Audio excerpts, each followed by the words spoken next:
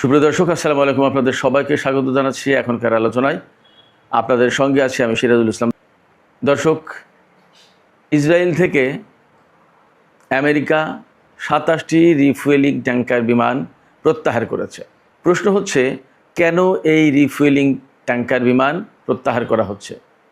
এর ভেতর দিয়ে কি ইসরায়েল এবং আমেরিকা তথা নেতানিয়াহু এবং ট্রাম্পের মধ্যকার দূরত্ব বা ফাটল ক্রমেই অনেক বড় হয়ে উঠছে, স্পষ্ট হয়ে উঠছে? এটাই কি পরিষ্কার হয়, নাকি এর পেছনে আরও অন্য কোনো কারণ আছে? এপাশে শোনা যাচ্ছে ইসরায়েলের আসন্ন নির্বাচনে ট্রাম্প প্রশাসন নেতানিয়াহুর পক্ষ ত্যাগ করতে পারে।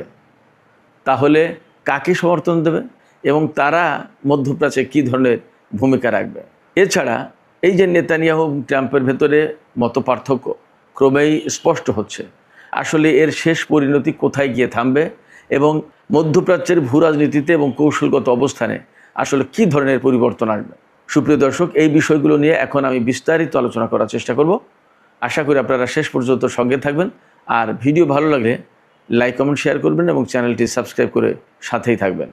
দর্শক, চলুন বিস্তারিত আলোচনায় চলে যাই। আন্তর্জাতিক বিভিন্ন গণমাধ্যমে খবর বেরিয়েছে, মার্কিন প্রশাসন ইসরায়েল থেকে ২৭টি ট্যাঙ্কার বিমান প্রত্যাহার করে নিয়েছে। এই যে ২৭টি ট্যাঙ্কার বিমান যেগুলো যুদ্ধের সময় ব্যবহার করা হয়েছে ইরানের বিরুদ্ধে, যে সমস্ত যুদ্ধ বিমান ইরানের বিরুদ্ধে হামলা চালাতে গেছে তাদেরকে জ্বালানি সরবরাহ করার জন্য এই সমস্ত ট্যাঙ্কার বিমান ছিল, তাদেরকে ফিরিয়ে নিয়ে যাওয়া হচ্ছে। তার মানে কি, ডোনাল্ড ট্রাম্প তাহলে মধ্যপ্রাচ্যের এই যুদ্ধ, ইরানের সাথে যে যুদ্ধ চলছিল তার আপাতত মোটামুটি অবসান ঘটাতে চান। ব্যাপারটা তো তাই মনে হয়, কিন্তু নেতানিয়াহু তো তা চাইছেন না। নেতানিয়াহু এখনও চাইছেন যে ইরানের বিরুদ্ধে যুদ্ধ করতে হবে, লেবাননের হিজবুল্লাহকে ধ্বংস করে দিতে হবে। শুধু তাই না, ইয়েমেনের হুতিদেরকে ধ্বংস করার জন্য সোমালিল্যান্ডের সেনা মোতায়েন করেছে। তাহলে আসলে কি হতে যাচ্ছে? নেতানিয়াহু একটা চাইছেন আর ডোনাল্ড ট্রাম্প বিমান প্রত্যাহার করছেন। তাহলে ডোনাল্ড ট্রাম্প নেতানিয়াহুর কথা কি শুনছেন না? নেতানিয়াহুর কথা যদি তিনি না শোনেন তাহলে ট্রাম্পের পরিণতি বা কী হবে সেটাও তো ভাববার বিষয়। কেন কথা বলছি? কথা বলছি এই কারণে যে ইসরায়েল এবং ইসরায়েলি লবি আমেরিকার প্রেসিডেন্ট কে হবে, কে থাকবে, এগুলো সব নির্ধারণ করে। তাহলে কি ইসরায়েল, নেতানিয়াহু, ইসরায়েলি লবি সবই কি দুর্বল হয়ে গেল ডোনাল্ড ট্রাম্পের কাছে? এপাশে নিউ ইয়র্কের মেয়র মামদানি, তার সমর্থিত ডেমোক্র্যাট প্রার্থীরাই কিন্তু পাশ করেছেন প্রাইমারিতে। তার মানে তারা সামনে নির্বাচনে প্রতিদ্বন্দ্বিতা করবে। যে মিড টার্ম নির্বাচন আসছে, মিড টার্ম ইলেকশন, এই মিড টার্ম ইলেকশনে ডেমোক্র্যাট দল থেকে প্রতিদ্বন্দ্বিতা করবে রিপাবলিকানদের এগেনস্টে। তার আগে প্রাইমারি হতে হয়, অর্থাৎ দলের ভিতরে কোন প্রার্থিতা পাবে সেটা নির্বাচনের মাধ্যমে ঠিক হয়। এই জায়গায় ডেমোক্র্যাট দলের যারা এই প্রার্থিতা পেয়েছে, তার মানে সামনের নির্বাচনে প্রতিদ্বন্দ্বিতা করবেন, তারা সবাই নিউ ইয়র্কের মামদানি সমর্থিত। আর মামদানি হচ্ছে ইসরায়েল বিরোধী, ইহুদিবাদ বিরোধী। তাহলে আমেরিকার রাজনীতিতেও কি বড় রকমের পরিবর্তন আসছে? আমরা তো এর আগের থেকেই শুনছি যে আমেরিকার প্রায় 60% মানুষ ইসরায়েল বিরোধী, ইহুদি বিরোধী। তাহলে আমেরিকার রাজনীতিতে কি ধীরে ধীরে ধীরে ধীরে ইসরায়েলি লবি, ইসরায়েলি শক্তি, ইসরায়েলি প্রভাব এগুলো দুর্বল হচ্ছে, খর্ব হচ্ছে? আমরা এ সমস্ত বিষয় নিয়ে চলুন আরও বিস্তারিত কথা বলি। আমরা প্রথমেই চলুন আলোচনা করি নেতানিয়াহু এবং ট্রাম্পের মতবিরোধটা কোথায় কোথায়, অর্থাৎ কোথায় কোথায় দুইজন দুই রকমের দৃষ্টিভঙ্গি পোষণ করেন। আমরা একেবারে আদ্যপান্ত আলোচনার চেষ্টা করি। যদি শুরু থেকে বলি যে ট্রাম্প এবং নেতানিয়াহুর দূরত্ব কেন, তাহলে বলা যাবে ট্রাম্প চাইছেন যেগুলো, সেটা হচ্ছে এই ইরান যুদ্ধ দ্রুত শেষ করতে হবে, ইরানের পরমাণু সক্ষমতা সীমিত করতে হবে, একেবারে ধ্বংস করে দিতে হবে। এমন কোনো কথা নেই। ট্রাম্প কিন্তু কয়েকদিন আগে বলেছেন যে আরও 10টা দেশে যদি পরমাণু এনরিচ করার, অর্থাৎ ইউরেনিয়াম এনরিচ করার অধিকার থাকে, তো ইরান কেন পারবে না? তিনি আরও বলেছেন যে সবার যদি ক্ষেপণাস্ত্র শক্তি থাকতে পারে, তো ইরানে থাকবে না কেন? তার মানে যে কথা এতদিন ইরান বলছিল সেই কথা ডোনাল্ড ট্রাম্প সাপোর্ট করছেন, সেই কথা ডোনাল্ড ট্রাম্প বলছেন। কার মোকাবেলায়? ইসরায়েলের মোকাবেলায়, নেতানিয়াহুর মোকাবেলায়। ইরানের সাথে কূটনৈতিক সমঝোতার পথ খোলা রাখার পক্ষে হলো ডোনাল্ড ট্রাম্প। সর্বোপরি আমেরিকা আরেকটি মধ্যপ্রাচ্য যুদ্ধে, সুদীর্ঘ যুদ্ধে, ইরাক যুদ্ধ যেমন চলেছে, এত লম্বা দীর্ঘ যুদ্ধ আমেরিকা আর করতে চায় না, জড়াতে চায় না। এটা ডোনাল্ড ট্রাম্পের দৃষ্টিভঙ্গি।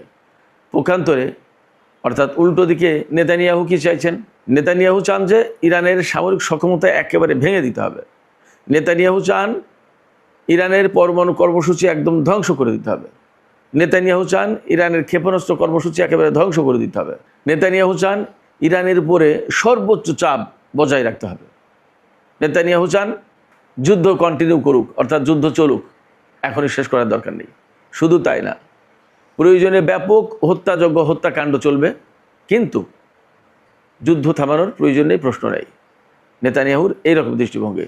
এই দুই জায়গায় দুই নেতার অর্থাৎ নেতানিয়াহুর আর ট্রাম্পের মারাত্মক রকমের দৃষ্টিভঙ্গিগত পার্থক্য আছে।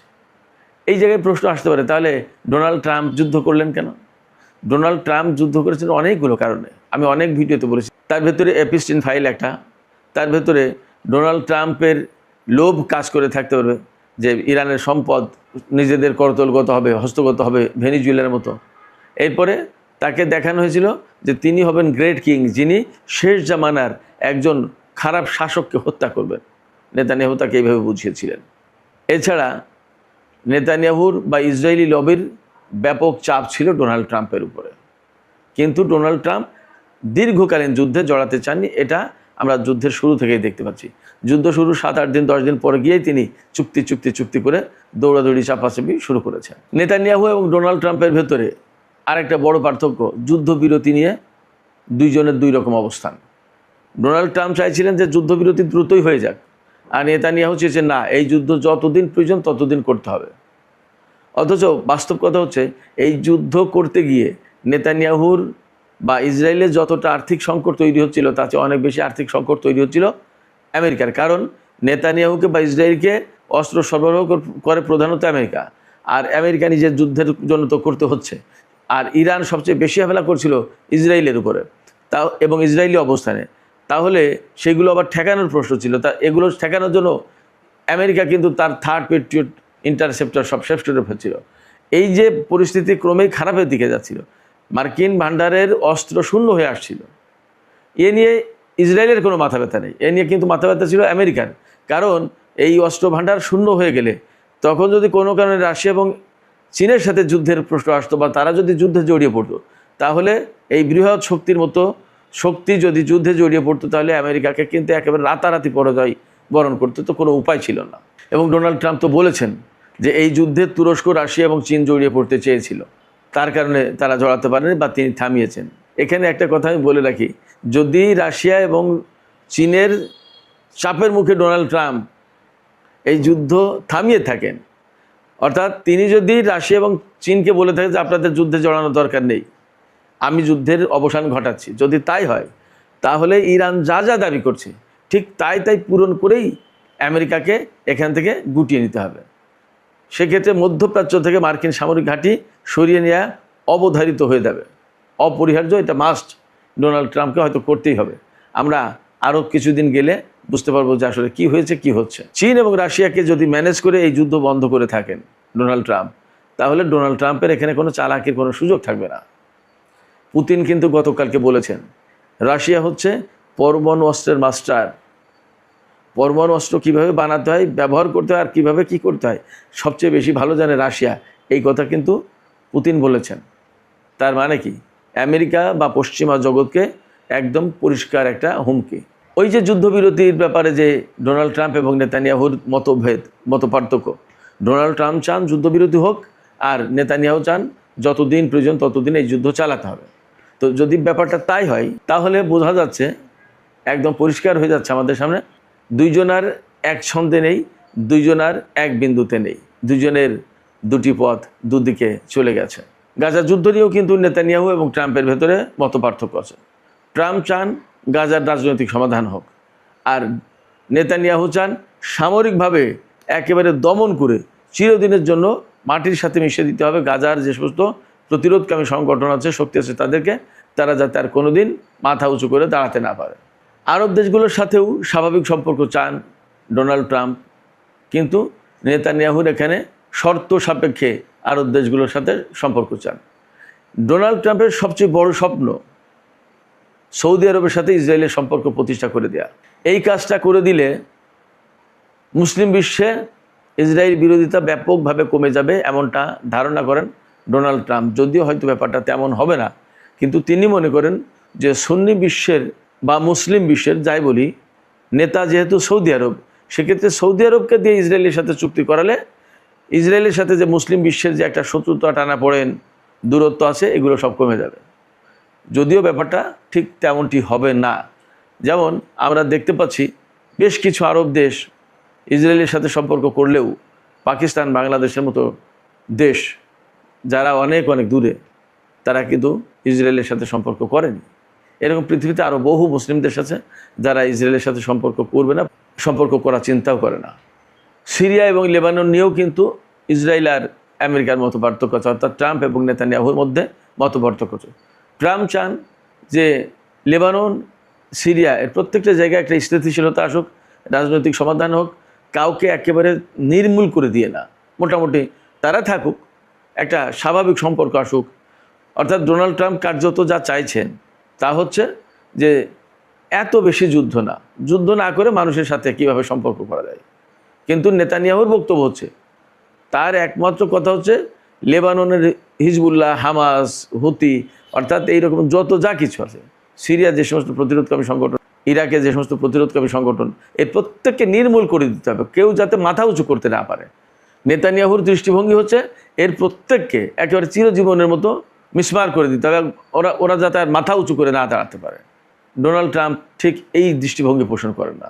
যদিও রিপাবলিকান দলে অনেক যুদ্ধবাজ লোক আছে, যেমন টেড ক্রুজ, তারপরে লিন্ডসে গ্রাহাম, এইরকম অনেক নেতা আছে রিপাবলিকান দলে যারা যুদ্ধবাজ।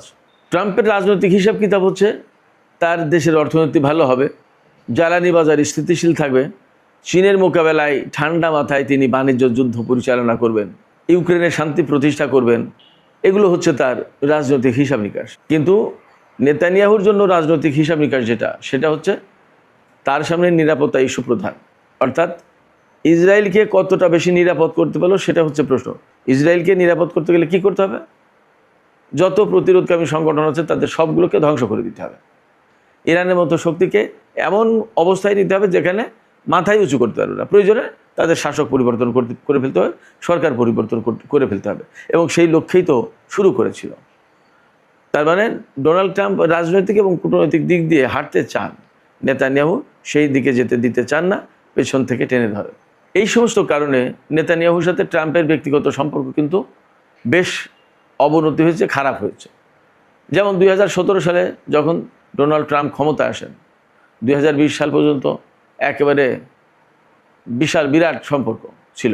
এবার ক্ষমতায় এসেও কিন্তু সেই সম্পর্কের ধারাবাহিকতা বজায় ছিল, এবং সেই সম্পর্কের কারণে বা চাপের কারণে বা কৌশলের কারণে নেতানিয়াহুর ডোনাল্ড ট্রাম্প ইরানের বিরুদ্ধে যুদ্ধ করতে গিয়েছিল। কিন্তু যুদ্ধ করতে গিয়ে দেখে, আমি প্রায় মাঝে মাঝে বলি, টম অ্যান্ড জেরি একটা কার্টুন আছে, সেই কার্টুনের একটা সিরিজে আছে যে টম একটা শক্ত হাড়ের উপরে কামড় দিয়ে তার দাঁতগুলো সব একদম ঝরঝর করে ভেঙে গেল। ডোনাল্ড ট্রাম্প ইরানের বিরুদ্ধে যুদ্ধ করতে এসে এই রকম শক্ত হাড়ে কামড় দিয়ে নিজের দাঁত ভাঙার মতো অবস্থা হয়েছে, যার কারণে তিনি খুব দ্রুতই অল্প সময়ের ভিতরে বুঝতে পেরেছেন যে পরিস্থিতি কিন্তু খারাপ। কেন বুঝতে পেরেছিলেন? ইরানের প্রতিরোধটা এত বেশি জোরালো এবং কঠোর ছিল যে তাদের সর্বোচ্চ নেতার থেকে শুরু করে সেনা কমান্ডার, IRGC প্রধান, এরকম গুরুত্বপূর্ণ বড় বড় নেতা মারা যাওয়ার পরেও মুহূর্তের ভিতরে কিন্তু ইরান ঘুরে দাঁড়িয়েছে এবং আমেরিকার ঘাঁটিগুলো তছনছ করে দিতে থাকলো একেবারে শুরুতেই। আর দ্বিতীয় দিনে তো, অর্থাৎ 1 মার্চ তো ক্যাম্প উইরিং, কুয়েতের যে বিমান ঘাঁটি, সেখানে ভয়াবহ হামলা চালালো। তারপরে কি করলো? ইসরায়েল অর্থাৎ যেখানে আছে সেখানে হামলা চালাতে থাকলো। দিয়েগো গার্সিয়া দ্বীপের দিকে ক্ষেপণাস্ত্র ছুড়ল, সাইপ্রাসে ক্ষেপণাস্ত্র ছুড়ল ইরান, এবং মধ্যপ্রাচ্যের কোনো জায়গায় আমেরিকার জন্য আর নিরাপদ থাকলো না। পরে ইউরোপের, বিশেষ করে ইতালি এবং রোমানিয়ার কিছু বিমান ঘাঁটি ব্যবহার করে আমেরিকা বিমান হামলা চালিয়েছে। ইরানের এই যে ভয়াবহ প্রতিরোধ এবং মার্কিন 5ম নৌবহরের ঘাঁটি ধ্বংস করে দিল, কাতারে তাদের প্রধান ঘাঁটি ধ্বংস করে দিল, কুয়েত, সংযুক্ত আরব, কোনো জায়গায় নিস্তার যাচ্ছে না, এবং সৌদি আরবের প্রিন্স সুলতান এয়ারবেজে হামলা চালিয়ে কীভাবে বিমানগুলো ধ্বংস করে দিল তা তো দেখলাম। ইরানের ভিতরে পাইলট উদ্ধারের নামে ইউরেনিয়াম ছিনিয়ে নেওয়ার চেষ্টার যে অভিযান চালালো, সেই অভিযান চালাতে গিয়ে কী একটা লেজে গোবর অবস্থায় আমেরিকার সেনাবাহিনী, তা তো আমরা দেখলাম। সেখানে নাকি ইসরায়েলের লোকজনও ছিল। তো সমস্ত সব কিছু মিলে যুদ্ধের অল্প কয়েকদিনের ভিতরেই আমেরিকা বা মার্কিন প্রেসিডেন্ট বা মার্কিন প্রশাসন বা মার্কিন ক্ষমতাসীন দল তারা বুঝে গেছে যে ইরানের সাথে পারা যাবে না, সহজ হবে না ব্যাপারটা। যতটা সহজে হিসেব করা হয়েছিল ব্যাপারটা মোটেই তা না। তখন ডোনাল্ড ট্রাম্প যুদ্ধবিরতির দিকে যেতে চেয়েছে, এই যুদ্ধ করতে চায়নি। যখন যুদ্ধ না করছেন ডোনাল্ড ট্রাম্প, তখন কিন্তু নেতানিয়াহু ইসরায়েল একা হয়ে যাচ্ছে। নেতানিয়াহু ইসরায়েলিদের যে কথা বলে যুদ্ধ শুরু করলো যে ইরানের সরকার পরিবর্তন করে দিয়ে আমরা একটা নতুন মধ্যপ্রাচ্য করবো যেখানে গ্রেটার ইসরায়েল প্রতিষ্ঠা হবে। সেই জায়গায় আমেরিকা যুদ্ধের অল্প কয়েকদিনের ভেতরে রণভঙ্গ দিতে চাই। তো তখন ইসরায়েল তো একা হয়ে যায়, তখন তো মারটা একা খাবে, ইরানের সাথে টিকবে ইসরায়েল। এই জায়গা থেকে নেতানিয়াহু এবং ডোনাল্ড ট্রাম্পের ভেতরে মারাত্মক রকমের ফাটল দূরত্ব তৈরি হয়েছে এবং সেই দূরত্ব এখন দিন দিন অনেক বেড়ে যাচ্ছে। এর পরিণতিতে কি হতে পারে? এর পরিণতিতে দুইটা বিষয় মেইনলি হবে। সেটা হচ্ছে ইসরায়েলের নির্বাচন অক্টোবরে, আর নভেম্বরে আমেরিকায় নির্বাচন। যুদ্ধের প্রভাব তো মার্কিন নির্বাচনে পড়বেই, তা তো পরিষ্কার জানা যাচ্ছে, সবাই বলছে, এর নতুন কথা না। ইসরায়েলেও সেই যুদ্ধের প্রভাব পড়বে। কারণ হচ্ছে ইসরায়েলের যারা এখন বিরোধী দল তারা বলবে যে নেতানিয়াহু যে কথা বলে যুদ্ধে জড়িয়েছিল সেই কাজ করতে পারেনি, অতএব নেতানিয়াহু ব্যর্থ। এই ব্যর্থতার পয়েন্ট থেকে লোকজনের ভোট টানবে বিরোধী দল, বেনেত নাফতালি, ইয়াইর লাপিদ এরা। এখানে আরেকটা বিষয় আছে, নেতানিয়াহু যেহেতু যুদ্ধের ব্যাপারে অনেক বেশি চাপাচাপি করছে এবং এপিস্টিল ফাইলের মতো বিষয় নিয়ে বারবার ডোনাল্ড ট্রাম্পকে হুমকির ভিতরে রাখেন, ব্ল্যাকমেইল করে। এই জায়গায় নেতানিয়াহুকে ক্ষমতা থেকে সরিয়ে দিয়ে যদি বিকল্প কোনো ব্যক্তিকে আনা যায় তাহলে ডোনাল্ড ট্রাম্পের জন্য সেইটা ভালো, নিরিবিলি নির্ঝঞ্ঝাট। এই নিরিবিলি নির্ঝঞ্ঝাট একটা অবস্থা তৈরি করতে চায় ডোনাল্ড ট্রাম্প, যার কারণে নেতানিয়াহুকে আসন্ন নির্বাচনে অর্থাৎ অক্টোবরের নির্বাচনে তাকে বাদ দিয়ে বিকল্প প্রার্থী বেছে নেওয়ার যথেষ্ট সম্ভাবনা আছে। এবং এরই মধ্যে খবর বেরিয়েছে ডোনাল্ড ট্রাম্প ইসরায়েলের যে বিরোধী দলীয় নেতা যারা নেতানিয়াহুর বিরুদ্ধে নির্বাচনে প্রতিদ্বন্দ্বিতা করবে তাদের সাথে যোগাযোগ করা শুরু করেছে। ইসরায়েল এবং ইসরায়েলের নির্বাচনে এই প্রভাব পড়বে নেতানিয়াহু এবং ডোনাল্ড ট্রাম্পের মধ্যে ফাটল এবং দূরত্ব সৃষ্টি হওয়ার কারণে। আর মধ্যপ্রাচ্যে পড়বে সবচেয়ে বড় প্রভাব। নেতানিয়াহু এবং ইসরায়েলকে যদি সে আলাদা করে দেয়, অর্থাৎ দূরত্বের কারণে ডোনাল্ড ট্রাম্প যদি তাদেরকে দূরে ঠেলে দেয়, তাহলে মধ্যপ্রাচ্যে ঘটনাটা যাবে উল্টে। ইরানের প্রভাব একচেটিয়া হয়ে যাবে এবং মধ্যপ্রাচ্যের সমস্ত আরব দেশ তখন ইরানের সাথে সম্পর্ক স্বাভাবিক করার জন্য, সুসম্পর্ক করার জন্য উঠে পড়ে লাগবে এবং ইসরায়েল এখানে কোণঠাসা হয়ে পড়বে। যখনই ইসরায়েল কোণঠাসা হয়ে পড়ছে তখন ইরান ধা ধা করে এগিয়ে যাবে এবং ইরানের সাথে যে সমস্ত প্রক্সি ফোর্স বা সহযোগী শক্তি ছিল তারাও কিন্তু আবার নতুন করে অনেক বেশি শক্তিশালী হয়ে উঠবে, যা প্রত্যেকটা জিনিস ইসরায়েলের জন্য হুমকি হয়ে দাঁড়াবে ভবিষ্যতে। এবং মধ্যপ্রাচ্যে একটা স্থিতিশীলতা প্রতিষ্ঠা হবে। ইরান দীর্ঘদিন ধরে যে কথা বলে আসছিল সেইটা প্রতিষ্ঠা হবে যে বাইরের শক্তির এখানে কর্তৃত্ব না, আমরা নিজেরা আমাদের নিজেদের সমস্যার সমাধান করব। এই একটা পরিবেশ, এই পরিস্থিতি তৈরি হবে। সুপ্রিয় দর্শক, আলোচনা শেষ করব। আলোচনা শেষ করার আগে শেষ কথা যেটা বলতে চাই সেটা হচ্ছে মার্কিন প্রেসিডেন্ট ডোনাল্ড ট্রাম্প ইসরায়েল থেকে বিমান প্রত্যাহার করছেন। এটাই কি সবচেয়ে বড় ঘটনা? হ্যাঁ, এটা একটা গুরুত্বপূর্ণ খবর। কিন্তু বড় ঘটনা হচ্ছে ডোনাল্ড ট্রাম্পের সাথে নেতানিয়াহুর সম্পর্কের ফাটল দূরত্ব এবং আজকের অবস্থা। এই অবস্থা যদি দীর্ঘায়িত হয় তাহলে মধ্যপ্রাচ্যের ভূ রাজনৈতিক সমীকরণ ভীষণভাবে পাল্টে যাবে, এতে কোনো সন্দেহ নেই। আপনাদের কি সন্দেহ আছে বলে মনে হয়? আপনারাই বা কী ভাবছেন? ডোনাল্ড ট্রাম্পের সাথে নেতানিয়াহুর আসলে কি দূরত্ব সৃষ্টি হয়েছে বলে আপনাদের মনে হয়? আপনাদের মতামত কমেন্টে জানাতে পারেন। আর ভিডিও ভালো লাগলে লাইক, কমেন্ট, শেয়ার করবেন এবং চ্যানেলটি সাবস্ক্রাইব করে সাথেই থাকবেন। দর্শক, আপনাদের সবাইকে অনেক অনেক ধন্যবাদ। আল্লাহ হাফেজ।